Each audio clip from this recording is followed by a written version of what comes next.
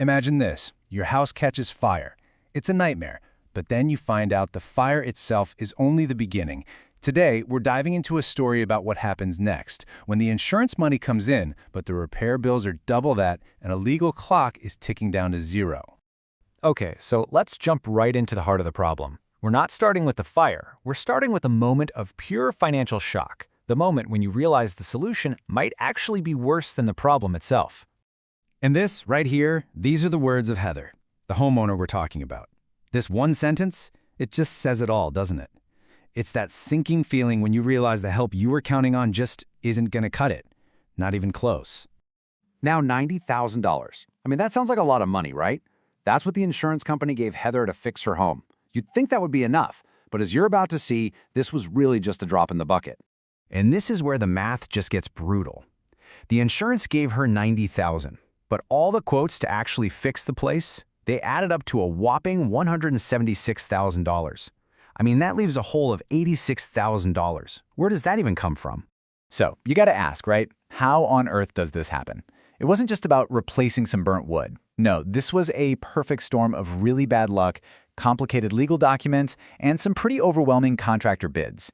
Let's peel back the layers here and see how it all went so wrong. All right, to really get this, we have to go back to the beginning. We need to understand just how bad this fire was. And, on top of that, the tricky legal situation Heather was in before a single hammer was even swung.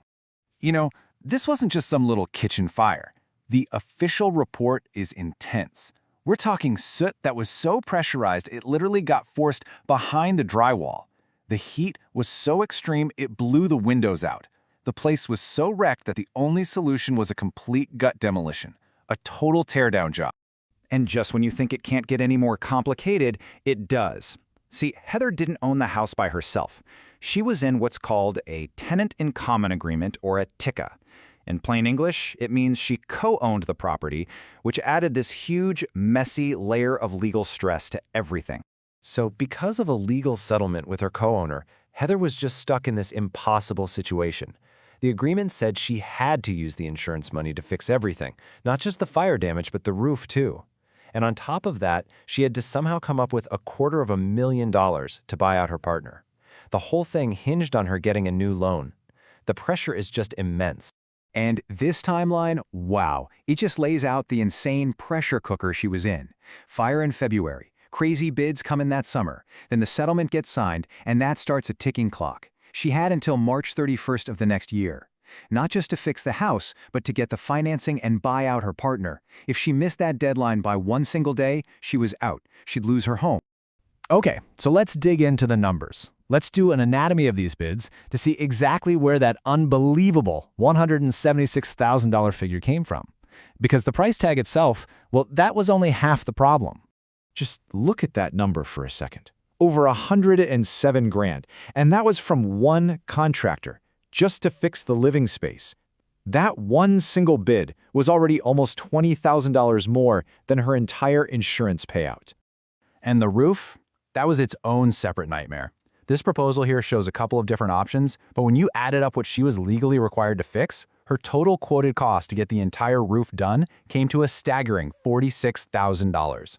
And this is so important for any of us to hear. The real danger in these contractor quotes isn't always that big number at the bottom. The real danger is hiding in the fine print, in what they're telling you they're not going to do. So look what this one roofing quote didn't include. Fixing the siding? Nope, that's extra. Finding rot in the frame? Oh, that's extra too. They'll just start a running tab for you at $70 an hour. Chimney, skylights, all extra. And the craziest part? The quote said it wouldn't even fix the fact that water was already pooling on the roof. This is how a quote can balloon into a financial disaster. So, things are looking pretty bleak, right? The clock is ticking, the money isn't there, and the bids are terrifying. But then, just when it all seems hopeless, a single phone call changes absolutely everything. Completely out of options, Heather reaches out to this flat roof expert, a guy who's been in the business for over 50 years. She wasn't just looking for another bid to add to the pile. She was looking for someone, anyone, who she could trust to just tell her the truth. And this was the bombshell. After taking a look, the expert told her something nobody else had. He said, you don't need a new roof. You just need repairs, and you will get 5 to 10 more years out of your roof. I mean, can you imagine the relief? This one sentence completely flipped the entire financial crisis on its head. You see, his whole way of thinking was different. He wasn't trying to write the biggest possible ticket. In fact, he was so concerned he actually brought in his retired general contractor neighbor to help Heather figure it all out. They even spotted a dangerous glass situation inside the house that everyone else had missed. This was about helping a person, not just closing a deal. So what can we all learn from Heather's terrifying ordeal? Her story is more than just a story. It's a playbook. It's a guide for any of us who might one day face a huge, stressful home repair crisis. How do you make sure you don't end up in the same boat, stuck between what insurance gives you and quotes that are twice as high? What are the actual steps you can take to protect yourself? All right, here's your playbook. 4 simple but absolutely crucial steps. First, get multiple opinions, always.